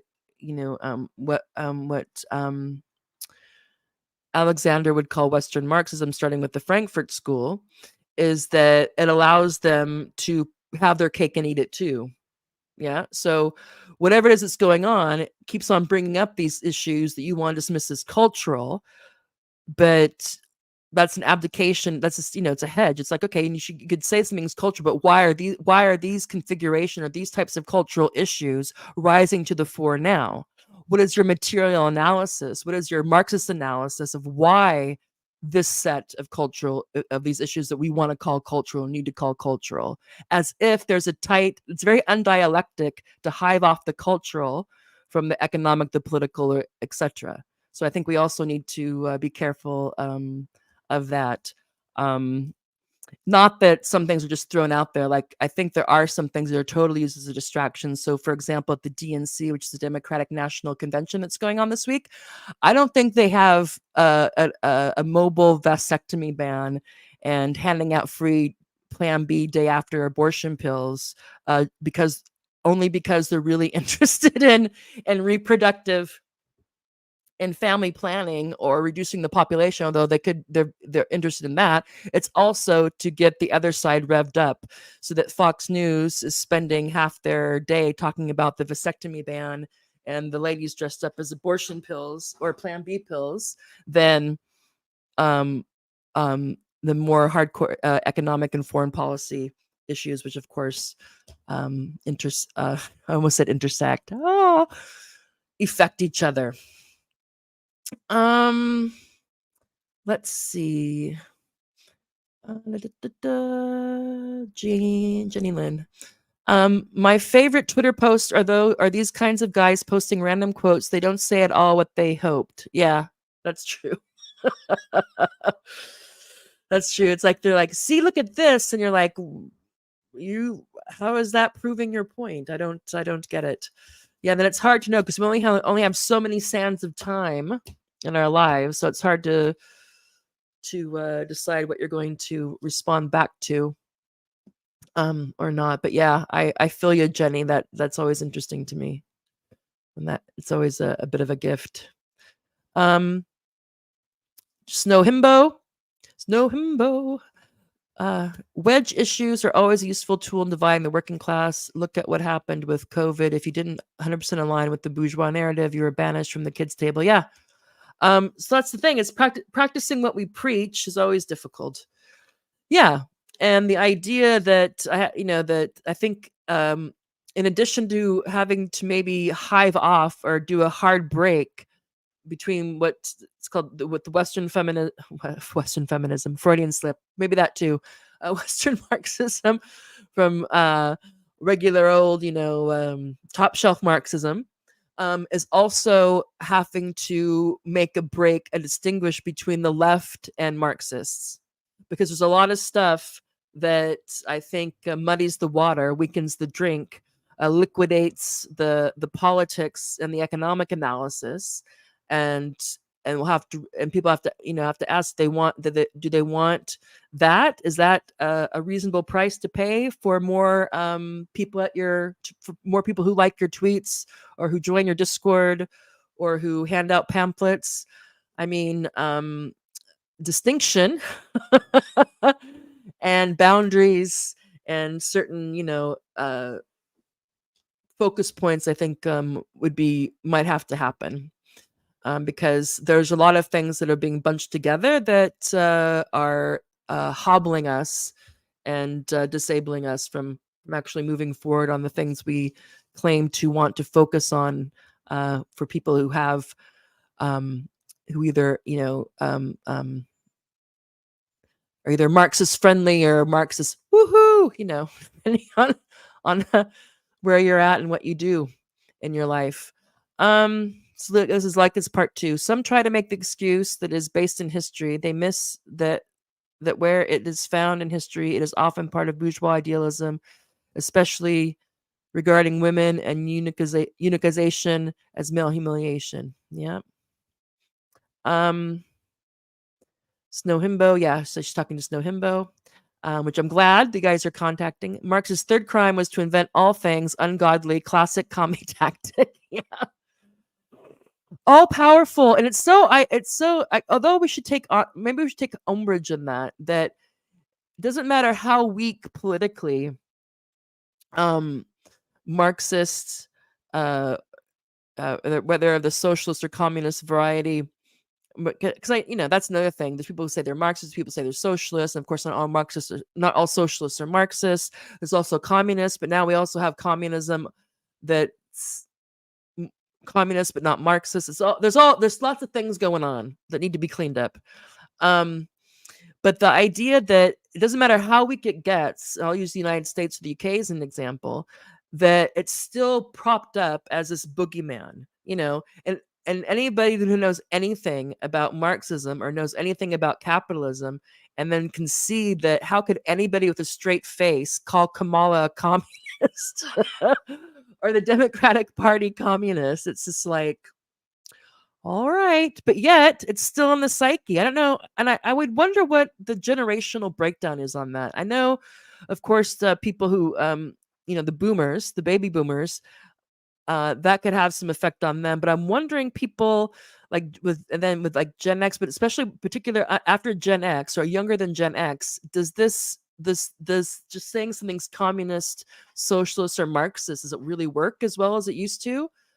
I don't know. Maybe Trump is just totally forsaken any kind of even pretend populism that he may or may not have had in 2016 when he was talking about trade and NAFTA and bringing back jobs and all this stuff. Not clearly, either he didn't know how to do it or he never meant it. He just said it and people responded, so he kept on saying it. I mean, I don't know. I'm not in the man's mind. But now it's all about defeating communism and woke and all this stuff, and the stuff that actually resonated with a lot of quote unquote blue collar workers or working class people in 2016. This seems to have been scratched or scrubbed from Trump's rhetoric, and now it's all about defeating the commies. So good luck, Trump. Maybe he doesn't want to win. I mean, I couldn't have come up. I think if I was trying to come up with the worst possible focus for the Trump campaign, I couldn't have done better than saying just call Kamala a communist. But maybe I'm wrong. I've been wrong before, and I'll be wrong again. Let's see. There's social clubs. Okay. You just described every anarchist group I ever met. Okay, so that was when this is when I'm getting close to the end then, because this is when Alexander and I were talking about, how I said affirmation clubs and how they become about so much about everything besides the Marxism, whether both the science and the politics side of it. So I guess it's not just Marxist groups, it's anarchist groups as well. Maybe all groups have that. I don't know. Or have to deal with that, I should say. Let's see. Okay, songs 4K. Micropolitical sects are a lot like micro-religious sects. I sound like I'm saying sex, but I'm starting to say sects. Doesn't matter. We're all adults here. Prone to personality cults and internal repression. Yeah. That's been my experience. Andre Maya, a great conversation. Thank you very much, both of you. Thank you, and we hope to continue it when Alexander has more time, so it doesn't have to be such a rapid fire. Because then I think, oh, maybe I'll never be face to face with him again, so I have to mention everything.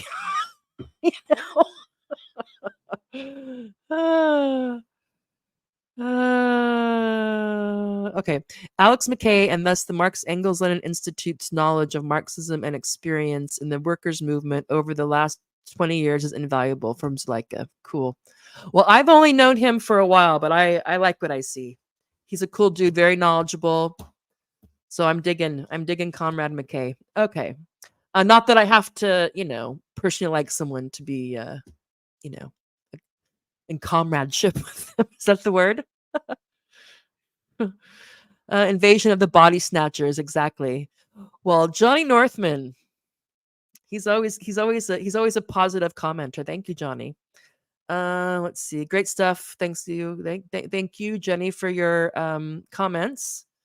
Hugh Keenan, the cult of us, be like us, act like us, hate like us forever. There you go. Woohoo!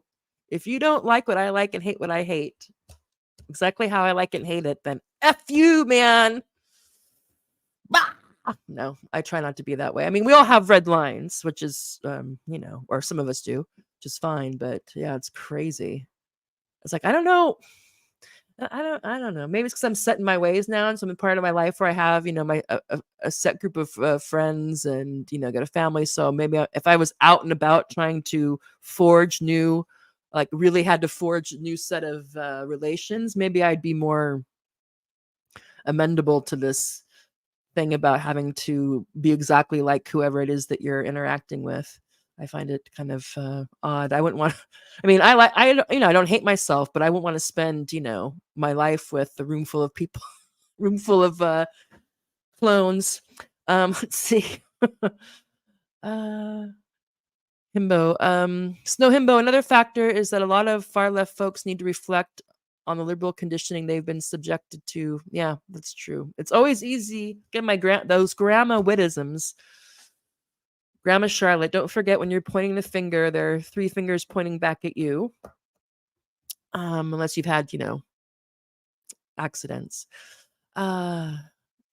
Which I mentioned because I grew up with a family of loggers and longshoremen and teamsters, whatnot. So quite a few of the guys are missing a digit or two, but that's a side note.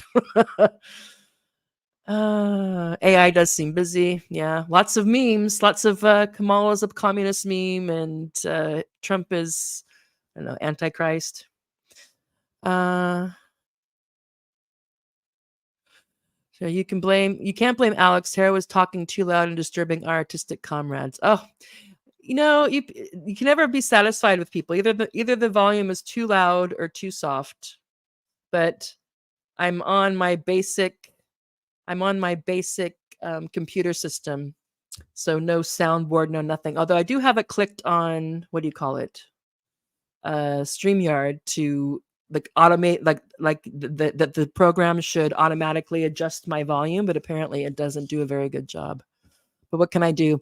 If somebody wants to donate, wants to become a patron to the show, the first thing I will do is invest in whatever kind of sound doodads I need to have to even out the sound. It really breaks your brain. Everything is upside down. Yeah. Johnny Northman, it would be great to build a network of MLs from across the West. So I'm a Marxist-Leninist, I'm assuming that means from across the West, do analyze this phenomena and develop ways to combat it, talking points, how to respond, how not to respond, etc. Yeah, and in the political organizations, that's one thing, but also to get being willing to say no or I disagree, and to take people like Studebaker walking off your program. I don't know. Although Israel-Palestine is a particularly explosive issue, although gender can be as well somehow. But yeah. Song for K. Don't worry about Ben Studebaker. He's too enchanted with his own ideas, apparently. Which is fine, but Jesus, I was just like, that was crazy. Anti-Semitic. I'm like, calm down, Bill Ackman.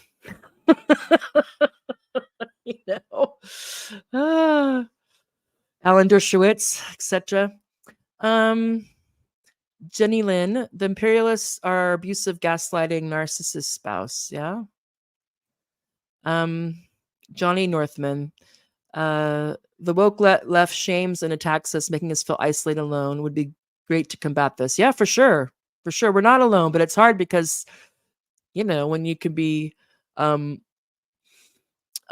everybody can take Not everybody has the, I don't, for lack of a better word, the temperament to be able to take the crap that can come at you when you challenge these sacred cows and elephants in the room, and money makers. You get the flack. It's like, the understood thing is that if you don't want to participate in this, you don't have to participate in it, but you shouldn't say anything about it. And if you do, you're going to get the flack, and the flack can become quite serious.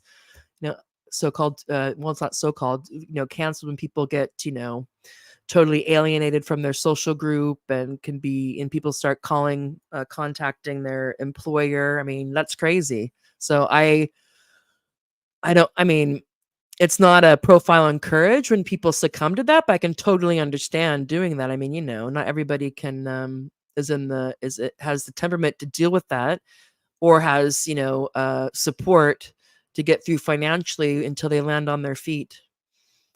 Um, let's see. Tara, were you always aware of his views on is fake, or was it, or if so, it was generous of you to have him on ever? I didn't. I had a feeling, to be honest, and of course, looking back now, since the thing totally crashed and burned during a live stream, it's like, okay, so I kind of look back at the 3 or 4 episodes that we did together, Benjamin Stubaker and I. And I knew that he's close with the Sublation media crew. So with Chris Cutrone, then, who's like their in-house philosopher king, with Doug Lane and Ashley Frowley, who did that. Oh my God, that piece that still pisses me off every time I think about it. In Compact, when she said that basically the Hamas and the people supporting, and the people who were out in the street shortly after October 7th, supporting Palestine, were engaged in progressive nihilism. I mean, I have an article where I compared her take to the one Jody Dean wrote a few months ago, that got her suspended from her teaching job. That's been resolved now. So I knew, I had a feeling that I wasn't. Let me say this: I wasn't surprised that Benjamin's take on Israel was not Israel Palestine wasn't mine. But I was surprised. It was almost like I get the feeling that he was looking for a reason not to interact with me anymore. That's how I think it was, because looking back, especially when he started, the first thing that he got his dander up about was when I and this is totally true, it was an accident. I know that Ilan Pappé's book was on the Zionist lobby, but I must have said a Jewish lobby, and he stopped me and was like, be careful now, whatever. And I was like, well, it was an accident.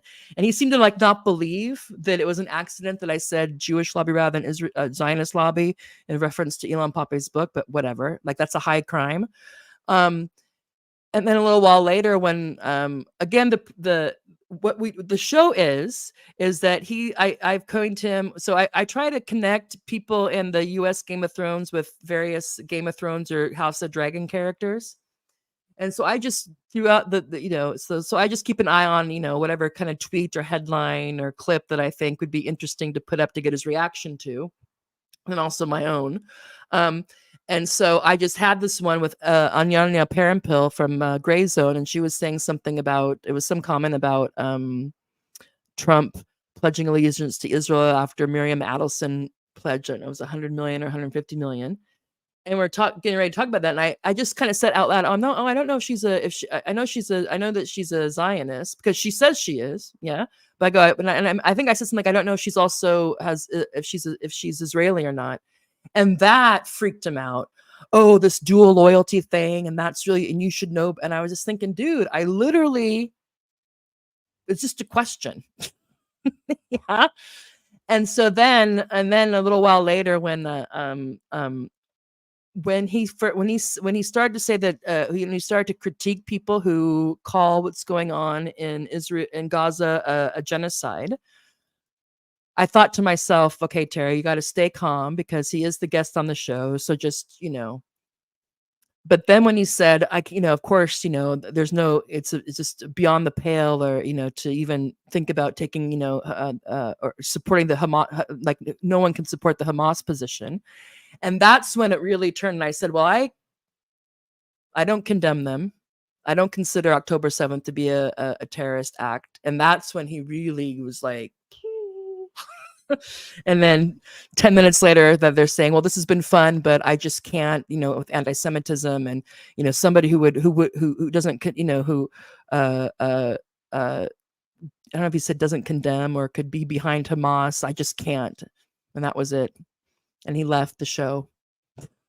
So, am I surprised that he seems to? I guess I get he seems to think. My take on Benjamin is, and I don't know him that well, and now I'll never get to know him any better.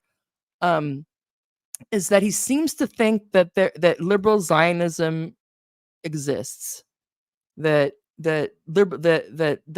you can somehow have a one state or or integrate these different populations without confronting Zionism. I think he seemed, and again, I think that he's not. I think I don't just much like Frowley. I don't think he knows a lot about this topic, so it's just projecting onto it. Is my guess, would be my thing.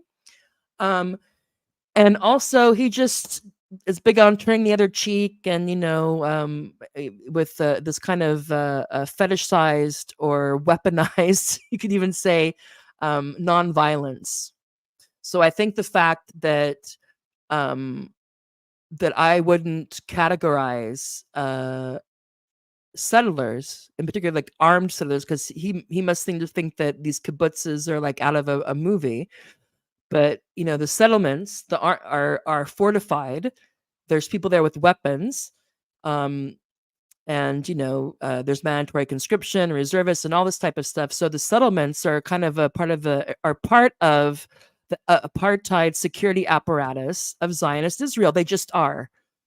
So the fact that I wouldn't consider a raid that has to go through, or that focuses on some of these fortified illegal settlements that ring in Gaza as innocent civilians was too much for him. Well, I could say, that's fine.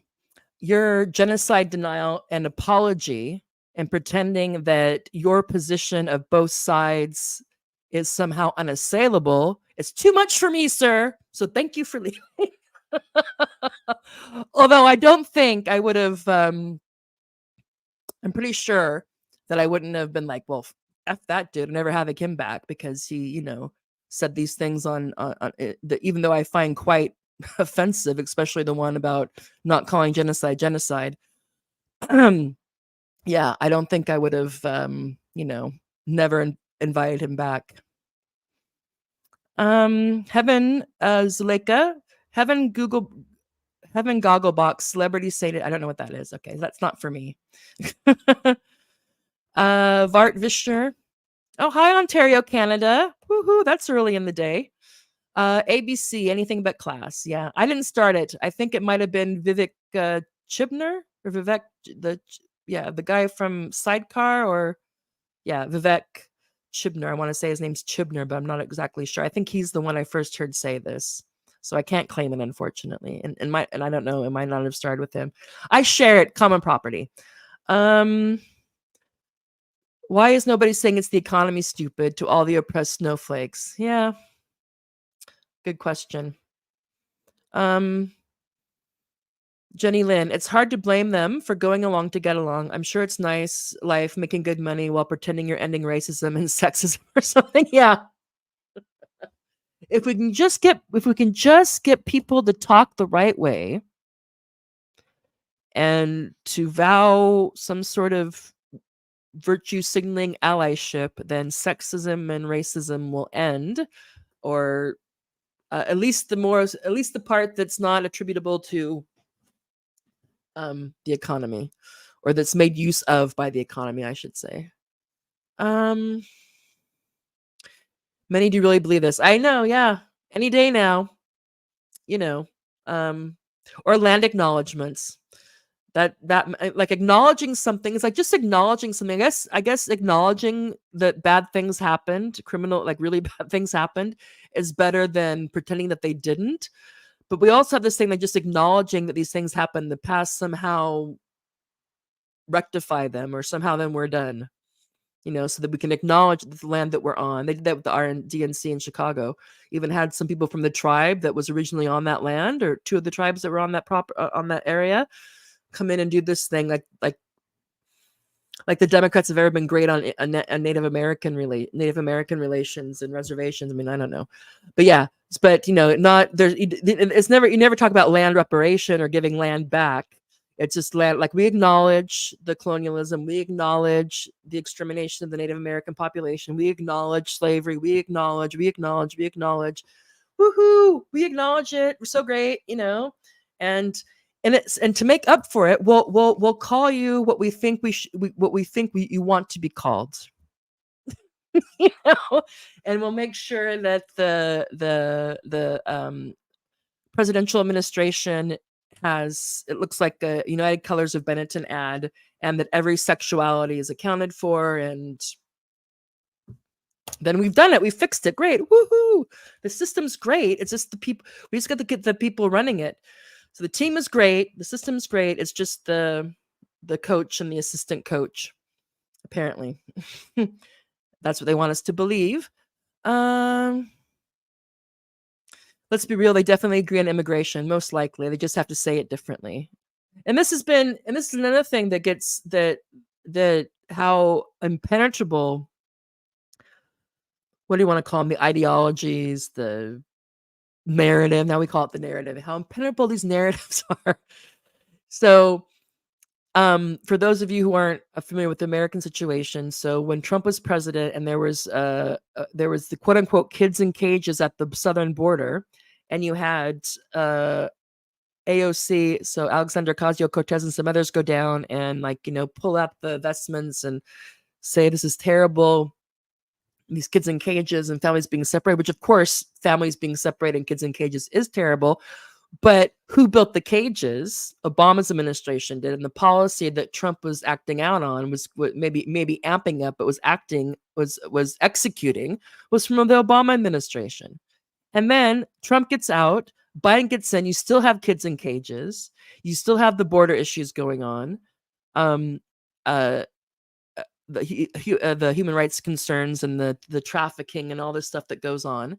But since it's a Democrat administration instead of a Trump administration, then none of these people seem to care anymore. And you hardly hear a peep about it online, or maybe online, but on the quote unquote mainstream media. And anybody that has an issue with it is either characterized as somebody who wants to throw open the borders and let everybody in, or is characterized as a crazy raving, they want to replace this racist person. So actual focusing on the political economy of immigration, the push and pull factors, and the role, particularly the role that U.S. foreign policy plays in the push and pull factors of immigration. Who cares about that shit? Let's just make it about who's racist or who's not racist, or who's an open border and who's not. Because that's the bullshit merry-go-round we're on. We should be in charge, Jenny Lynn. Okay. Moon landing was fake as fuck. Could be. It is odd that they left the rocket there and they haven't been able to do it again. So we have so we can orbit the moon, and we have a space station, but actually landing on the moon. Yeah. So who knows? Let's see. Hugh Keenan, it's a club, honey, and you're too cute to be in it. Hugh's flirting with me, and I'm here for it. Just keep it, PG. Okay.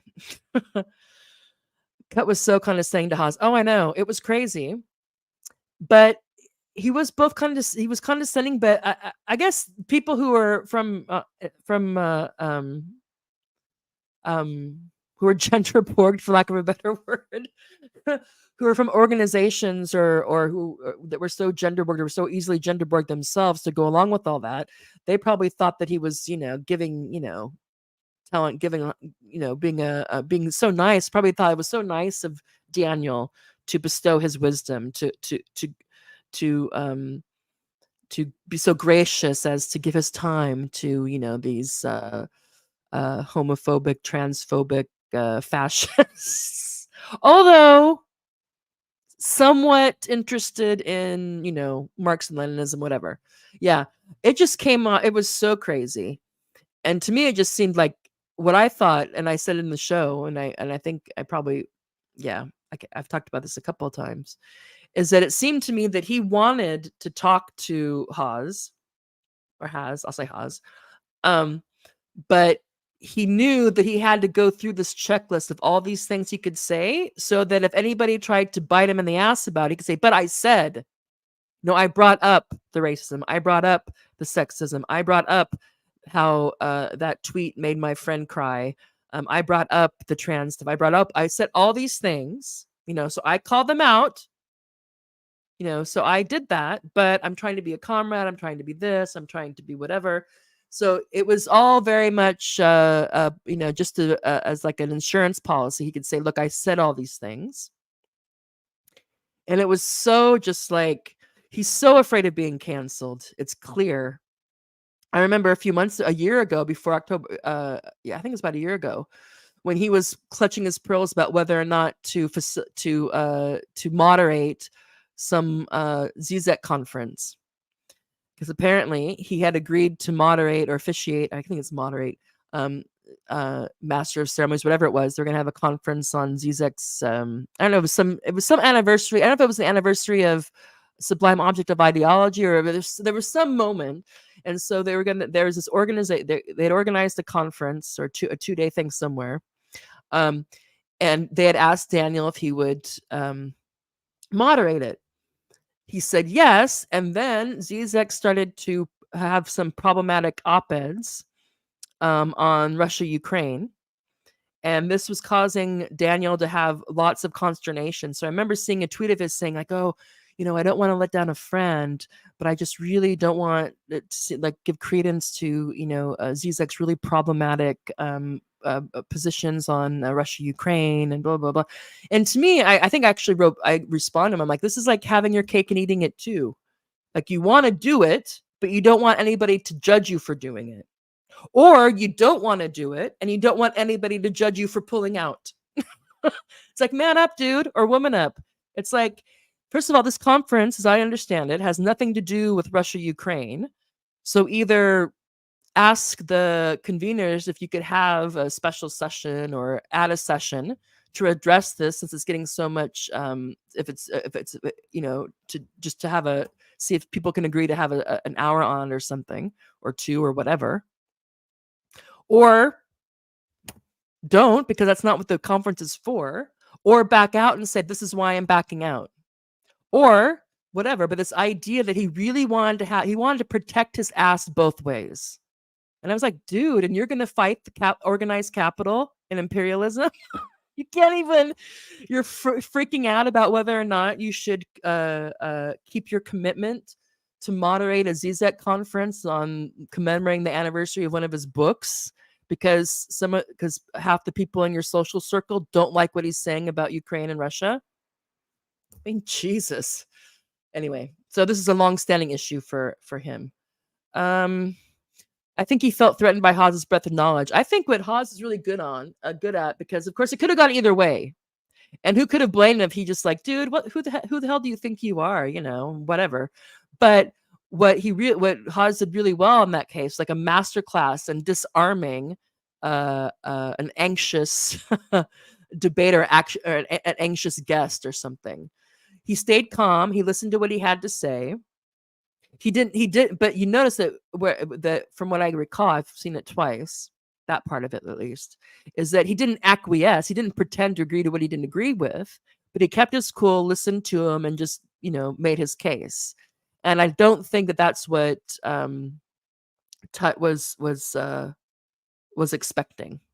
So Hawes played that really well, and only people who were totally on the Kool-Aid that Tut's managed to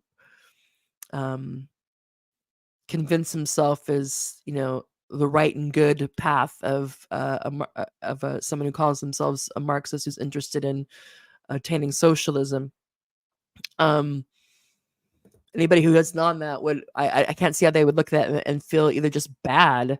I think even if you didn't really like Hawes at all, unless you really just had like a pathological hatred of the man, which probably some people do, to watch that and think anything besides irritation or pity at how in knots and I don't know, Stockholm syndrome is the only thing I can think of, with how in perpetual fear of cancellation Daniel Tutt is, but he thinks that's freedom or discipline.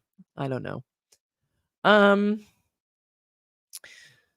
Yeah, he was. Yeah, Daniel was decent enough to have the debate and do it civilly. That's true. Tate arrested again. The soap opera drags on. Yeah. Oh, and I forgot to do that. There's this. I was going to play a clip for when Alexander was here, just to show how mainstream this cultural Marxism or Marxism this cultural communism, I should say, argument is gone, because there was I saw a bit of a clip with what's her name? Oh shoot, Candace Owens with Andrew Tate when they're talking about communism, and they're talking about the communism that's straight out of how it's basically cultural Marxism is what they're talking. What goes under the moniker cultural Marxism is what they're talking about. So I'm like, Andrew Tate and Candace Owens are talking about this.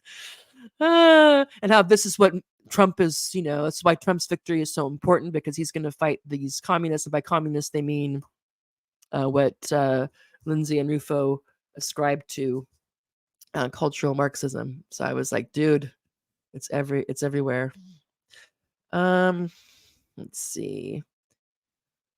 Jenny Lynn, they need these last few issues to separate themselves from each other. It was super smart to hold the issue hostage because it's a popular one. Yeah. Songs 4K. The struggle has been diverted into seeking cultural capital by identity rather than taking control of capital itself. This is true. Can't disagree with that. And I have about 5 minutes. Then I also have to go to see what's going on with my children. They're being very quiet, too quiet. That's all right. They're at the age now where I just have to umpire. I don't have to micromanage, which is lovely. Let's see. Let's see. Uh-oh. Yeah, that was one. I am an armchair Twitter. I call them armchair Twitter comrades. There you go. It could be. Oh, that hits a bit close to home, though. I've considered myself to try to justify how much time I started spending on Twitter after October 7th. I'm like, okay, I'm part of like the X resistance Twitter or something. X resistance posting all the Hasbro and craziness. Let's see. Mozzie 808. They talk about letting the invisible hand control the economy, but it's not true. It's true. Let's see. Hydra operative. Oswald Spengler. Christian theology is the grandmother of Bolshevism. National Socialism is not fascism. Fascism is just a rebranded mix of Catholicism and communism. Rebranded remix of orthodoxy. Well, I don't know. I'd have to think about that. But thank you for the comment. That's too much for me to process and respond to at the moment. Which would you rather, get paid to be a token black person who regurgitates Wignat Twitter memes, or paid walking on eggshells woke? Yeah. The anxiety. Of course, I have a big mouth, always have, or a smart mouth, and my parents are being polite about it. So I don't know. Walking on eggshells is never something I can do for too long. So a little glass house alert. Yeah. All right. And that is all the comments. Okay. So I don't know who's still watching. If you are, thank you very much. I had a great time with Alexander McKay, as always, from the Marx. I always want to say Marx Lenin Engels, but that's not right. Marx Engels Lenin Institute. We were talking about cultural Marxism, and the first part was just to go into what that means, or what the people mean by it. And the second half, focusing on what is Marxism's responsibility, culpability, what role did they play in getting in the rise of cultural Marxism? And Alexander made the point that what Lindsay and Rufo and Rufo, I say that wrong, Rufo anyway, And who else? Douglas Murray, Jordan Peterson, and the like. What they call cultural Marxism would be better called, or would be the root of it, and the responsibility, or the Marxist lineage of that he would say should be called Western Marxism, which started in earnest with the Frankfurt School. The Frankfurt School's anti-working class, anti-communist Marxism, or theory, radical theory, critical theory, etc. So, and this has been a great topic. There's lots to discuss in it. He only had an hour to give us, so I will make an appointment with Alexander back so we can dig more into, in particular, how to. And again, I just came up with these questions today, so they could be I'm sure they could be refined and rephrased more precisely, or maybe they could be, one or two needs to be added. But I asked him to comment on, did Marxists enable rather than direct? So they didn't direct rather than direct the emergence of cultural Marxism. And I asked him to talk about, did the proponents of French theory or postmodernism carry out a palace or silent revolution in critical theory? And that's in particular where university is concerned, academia, intellectual circles in that space.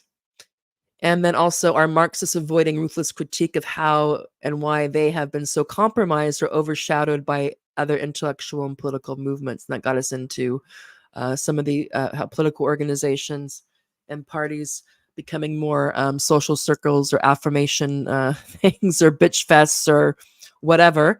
And over time, in particular, the focus on Marxism as the science and politics of overcoming the capital labor contradiction of bourgeois society, or finally, overcoming that to get to the phase of the dictatorship of capital, to the quote unquote the so-called dictatorship of the proletariat. That gets further and further to the side, and further submerged, to be in some ways completely forgotten, replaced with managing more and more despotically, or big sister, I would say.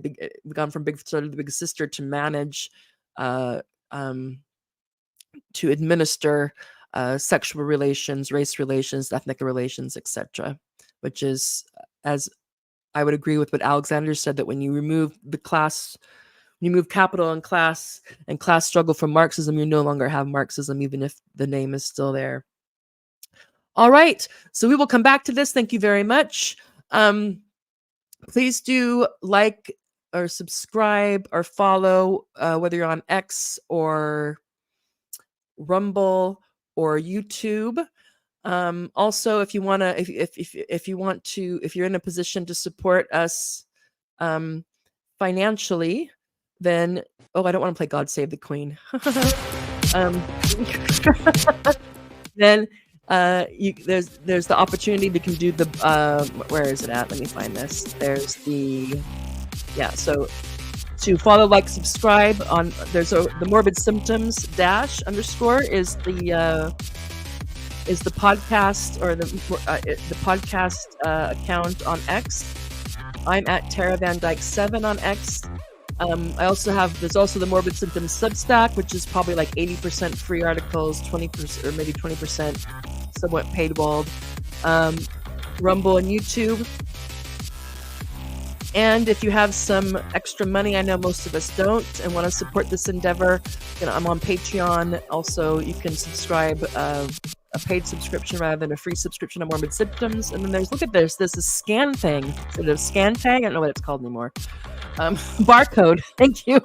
To buy a coffee, because I would like to make Morbid Symptoms Media my full-time job. But of course, that means having it have some income coming in to support that. So anybody who can do that, much appreciated.